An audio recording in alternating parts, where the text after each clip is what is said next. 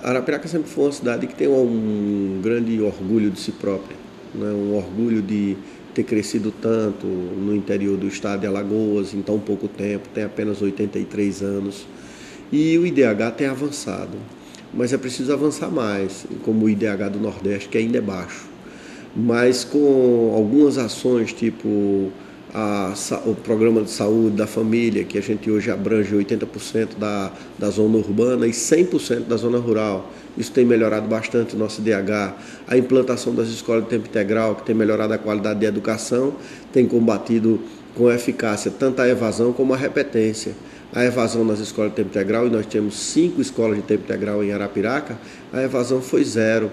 Isso melhorando a educação, melhorando a saúde, com atividades de programação para geração de emprego e renda. Inclusive a implantação do Cefet em Arapiraca, que já está em fase, o projeto arquitetônico já está pronto, o terreno já foi doado e nós já estamos no plano do Ministério da Educação e Cultura para a implantação do Cefet definitivamente a partir de 2009. Então isso foi uma conquista de Arapiraca, isso vai fortalecer a mão de obra da nossa juventude, isso vai refletir no nosso IDH. E também ali nos galpões da Fumageira, lá na Primavera, está sendo construído o Senai. O Senai ele é muito importante, por quê? Porque muitas vezes o mercado tem até trabalho para ofertar, mas a mão de obra não é qualificada para aquele mercado que está ofertando. Então é preciso compatibilizar a oferta da mão de obra com a procura. E para isso é preciso o quê? Treinamento, reciclagem, profissionalização. E essa escola do Senai ela vai cumprir também esse papel. Então ações como essas, na área da educação, da saúde, de infraestrutura urbana, melhoram o IDH. Nós conseguimos no PAC o esgotamento sanitário da cidade de Arapiraca. Já foi feita a licitação da obra a partir do dia 6 de outubro, porque não pode ser transferido recurso para os municípios em obras para começar, então nós só podemos depois das eleições, mas já está tudo contratado com a Caixa para a partir do 6 de outubro a gente ter a assinatura da ordem de serviço que vai começar o esgotamento sanitário da nossa cidade. Então essas ações todas de infraestrutura, de esgotamento sanitário, de saneamento ambiental, elas vão melhorar o IDH de Arapiraca. E nós temos certeza de que isso daí vai concorrer para que a gente possa melhorar o nosso IDH. Se você olhar que o IDH do Nordeste é um IDH relativamente baixo, então não é pensar grande demais ou um sonho não realizado, pensar em por que podemos ser o melhor IDH do Nordeste. Nós podemos ser, sim. Nós temos que ampliar o número de vagas nas escolas para a educação em tempo integral. Nós temos já um projeto de recuperação do CAIC, porque o CAIC foi concebido para uma educação em tempo integral. Nós estamos perdendo espaço com uma infraestrutura daquela funcionando como se fosse uma escola normal, como outra, e nós precisamos mudar a característica dela, porque ela não era para ser do jeito que está sendo usada.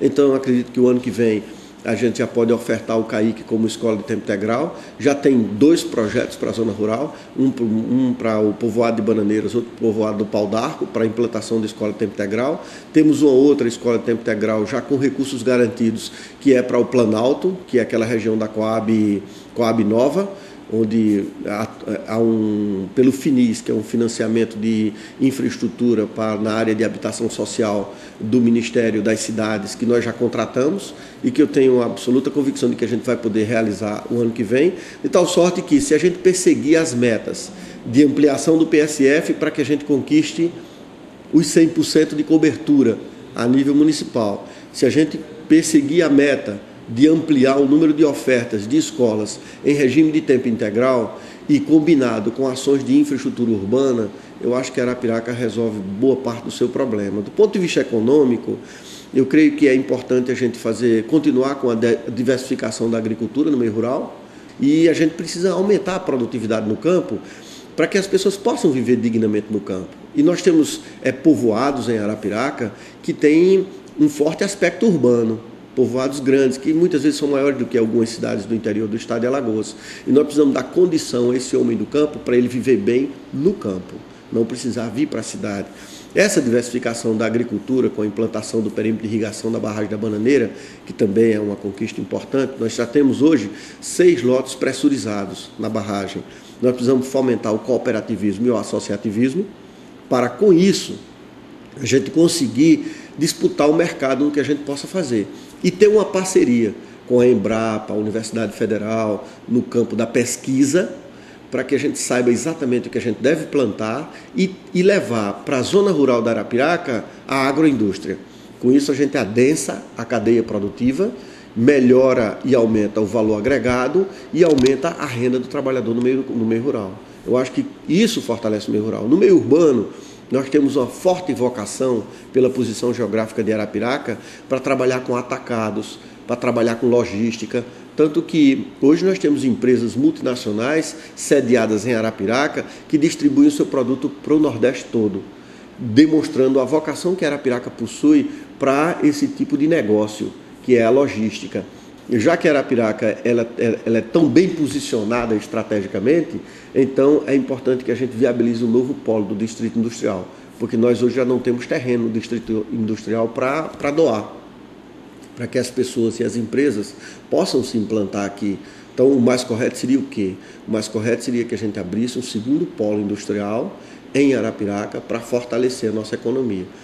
Nós aceleramos a vinda da indústria Vale, que se implanta aqui em Craíbas, com a exploração, Craíbas, Arapiraca e Igaci, e que com a exploração de minério de ferro, de cobre e, dizem, traços de ouro. Mas o explorado, pelo menos dito publicamente, economicamente, é o ouro, é o ferro e o cobre. E o cobre seria exportado por rodovias para Maceió e o ferro por ferrovia para Suape. Nós já estamos recuperando o trecho de Arapiraca até Suape, pela linha férrea, para que isso possa ser viabilizado no prazo médio de uns 2 anos. Com isso, nós viabilizamos o quê? O que é o insumo para essa empresa Vale?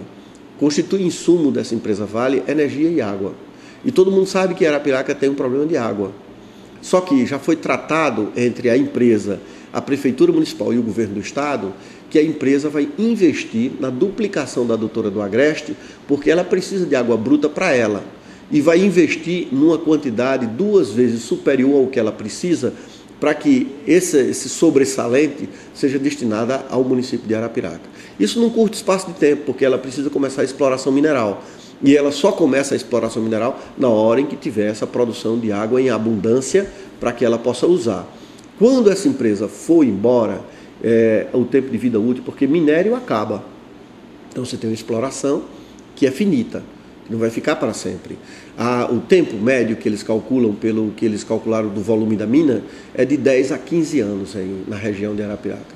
Quando eles forem embora, a água fica. Então eles não vão usar mais a água que eles estão usando como insumo. É mais água que a gente tem para abastecer a cidade de Arapiraca. Então o problema de água de Arapiraca fica resolvido. Outro insumo que eu te falei, 2 insumos. O primeiro insumo era água, o segundo energia. Então, eles já estão com um projeto completo de instalação de uma subestação de energia para Arapiraca. Essa subestação de energia, ela vai ofertar energia de qualidade, que é um insumo extremamente importante para a instalação de novas indústrias no município de Arapiraca. Por quê? Porque a demanda por energia em Arapiraca já chegou no limite da quantidade de energia ofertada pela Chesf e pela CEAL. Então nós precisamos ter aumentado essa demanda, essa oferta, para poder instalar novas indústrias. Então, com isso, com uma boa malha rodoviária que nós já temos, com a infraestrutura de energia e água, nós estaremos preparados para a atração de novas indústrias, com a implantação de um novo polo industrial. Então a ideia é que com isso Arapiraca possa, assim, dar um boom no seu desenvolvimento, capaz de fazer com que Arapiraca possa ocupar um espaço importante como uma cidade importante do Nordeste brasileiro. Muito sinceramente eu digo o seguinte, que um gestor público, um político, não pode, em hipótese alguma, entrar numa eleição pensando em outra. Eu sou prefeito para 4 anos como prefeito. Eu devo ajudar no processo de discussão política do Estado de Alagoas. E é o meu papel, e eu acho que todo cidadão de Arapiraca espera que eu, enquanto prefeito de Arapiraca, jogue um papel na eleição de 2010, digamos assim, para fortalecer as posições políticas da nossa terra. Mas, como prefeito, eu estou entrando para ser prefeito durante 4 anos e vou trabalhar durante 4 anos como prefeito de Arapiraca. Por quê? Eu não acho justo que uma pessoa vote em mim para que daqui a 1 ano e 6 meses eu me retire do cenário político para o qual fui eleito para ocupar um outro cargo. Eu tenho que ser prefeito até o fim. Depois de ser prefeito até o fim, aí o futuro a Deus pertence, a gente não pode dizer absolutamente nada. O que é importante nisso tudo é que, politicamente, o município de Arapiraca tem que se fortalecer. A gente tem que jogar o papel político que nós estamos projetando que o crescimento econômico de Arapiraca vai precisar. Porque senão Arapiraca o empresariado, os trabalhadores vão querer fazer crescer a cidade, mas a cidade vai estar envolta numa camisa de força, porque nós não vamos conseguir resolver problemas que dependem da força política, como, por exemplo, a nossa infraestrutura. A nossa infraestrutura para o crescimento é uma decisão política e que só ocorre quando a gente tem força política. O debate político e a discussão política, ela existe. Porque ela existe mesmo que todos estejam do mesmo lado. Porque o fato de as pessoas coligarem não quer dizer que as pessoas pensam igual. As pessoas podem estar coligadas porque concordam no projeto macro, porque concordam no fundamental. Mas a divergência é saudável. Então nós temos muita discussão entre a gente o que fazer com determinadas propostas concretas. E essa discussão é amadurecida e, em função desse amadurecimento, a gente pega aquela que for a mais factível para que a gente possa resolver os problemas de política pública que a gente possui. Então, as políticas públicas para a saúde, para a educação, para a infraestrutura urbana, para o desenvolvimento urbano, para a agricultura, tudo isso é discutido internamente. Tudo isso nós discutimos. O nosso plano de governo, que é esse que está aqui, esse plano de governo aqui, ele foi discutido com um conjunto da sociedade. Aqui envolveu artistas, empresários, médicos, pessoal da saúde, pessoal da educação, enfim, foi um conjunto de pessoas que discutiu esse programa de governo. Não saiu da minha cabeça e nem pode sair da cabeça de um político. Mas, mesmo assim, ele é apenas um esboço. Nós temos aqui no final do programa de governo, nós temos uma parte destinada a sugestões, que são sugestões que as pessoas vão dar para melhorar o programa de governo. O que é que a gente quer? É que o programa de governo não seja uma coisa estática, mas que seja dinâmico. Que o programa de governo ele chegue no final da eleição diferente do programa de governo que começou, acrescido com novas ideias, com maturidade, com discussão, e transformar o processo eleitoral num processo de discussão política. E não é um processo de embate, é um processo de debate. O fato de ter uma candidatura assim, bem sucedida, digamos assim, que esteja numa situação boa, não quer dizer que asfixia o debate, asfixia a discussão. Pelo contrário, se o candidato for sério, ele vai procurar fazer desse momento um momento em que ele possa entrar em contato com a sociedade para dizer: aumenta a minha responsabilidade de acordo com o número de votos que eu possa ter. Se eu for um sujeito que saia prefeito e consiga ser prefeito bem votado, com, digamos, com uma maioria ponderável, uma maioria boa, isso aumenta a minha responsabilidade. Não pode aumentar o meu desleixo. Tem que aumentar a minha capacidade de enxergar que as pessoas colocaram um fardo muito pesado nas minhas costas porque depositaram toda a esperança dos próximos 4 anos em mim. E eu tenho que corresponder politicamente e corresponder como gestor público. Fazer com que ela, ao final dos 4 anos, não tenha se arrependido da esmagadora maioria de votos que possa ter dado. Então, essa questão é uma questão importantíssima. E isso não asfixia a democracia. Pelo contrário, isso fortalece a democracia.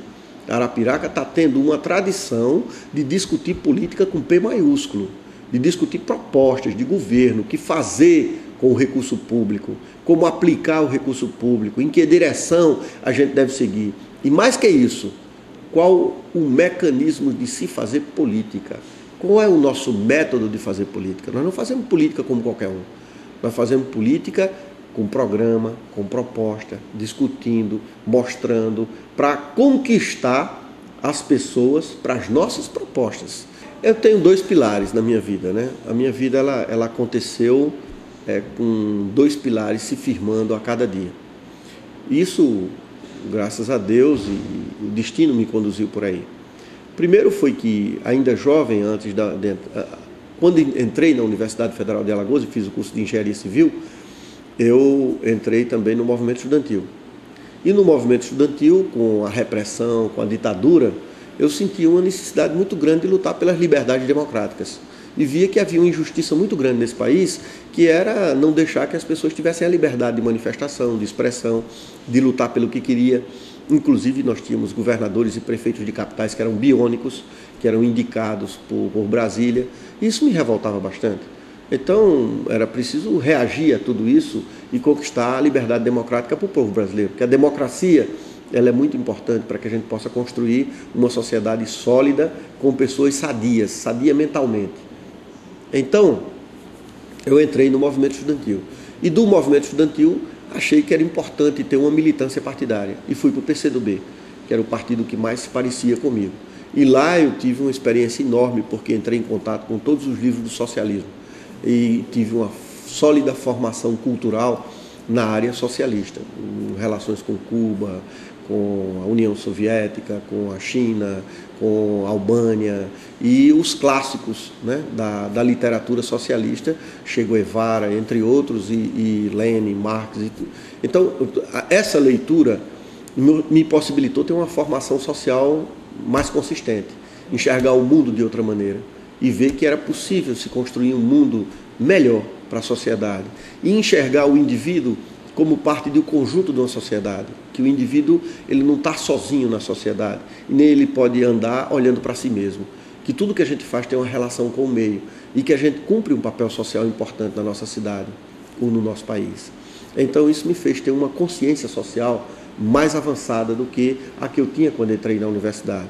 Daí para cá militei em todo o movimento e a nossa grande luta era a luta pela anistia, para que os presos políticos pudessem ser libertos e pudessem voltar, dos que estavam lá fora, pudessem vir para o Brasil para se engajar junto conosco pela conquista da liberdade democrática. Em seguida, o fim da ditadura militar e a abertura política para as eleições diretas. Fizemos parte daquele movimento Direta Já e tudo aquilo que começou, que findou a ditadura e começou a redemocratização do país. E também um outro passo importante, que foi uma Assembleia Nacional Constituinte, livre e soberana, que pudesse fazer com que o Brasil tivesse uma Constituição cidadã, que foi aquela Constituição exibida por Ulisses Guimarães e que é hoje um marco na história do povo brasileiro, porque ali nessa Constituição nós avançamos muito do ponto de vista social e dos direitos do cidadão. Então, tudo isso daí fez parte da minha formação enquanto jovem. E daí, então, eu tive a oportunidade, e esse foi o outro pilar, de ingressar no serviço público. Fui secretário de Educação, fui secretário de Infraestrutura do Governo do Estado, fui secretário de Administração do Governo do Estado, fui secretário de Planejamento e Orçamento do Governo Federal. Depois eu fui para a Universidade de Colômbia e fiz mestrado em Economia em Nova York. Voltei de lá, fui secretário de Finanças aqui, fui ministro da Integração Nacional, fui secretário de Saúde e, por fim, prefeito de Arapiraca. Durante esse período eu sempre combinei estudo com trabalho. Então, na minha vida, eu sempre dei um intervalo para mim mesmo para estudar. Tanto que eu fiz 2 mestrados. Eu fiz um mestrado em Engenharia Sanitária e Ambiental na Universidade Federal da Paraíba e fiz um mestrado na Universidade de Colômbia, que foi um mestrado em Economia. Então, essa foi a minha formação intelectual, a minha formação política, não é, que tem as bases no PCdoB e depois no PMDB, até porque o PCdoB vivia na clandestinidade e a gente militava dentro do PMDB. O PMDB sempre foi um partido que teve uma relação muito boa com todos os outros partidos de esquerda, porque era o grande guarda-chuva sob o qual se abrigavam todas as tendências, e de lá para cá, com Ulisses Guimarães, com Tancredo Neves e etc. E também esse meu lado, digamos assim, institucional, que me fez passar por cargos e que me deu assim a experiência como gestor público. Então houve uma combinação da formação política com a formação de gestor público pelos cargos que passei. É essa combinação que eu acho que essa experiência que eu tenho que passar nos cargos que eu ocupo hoje.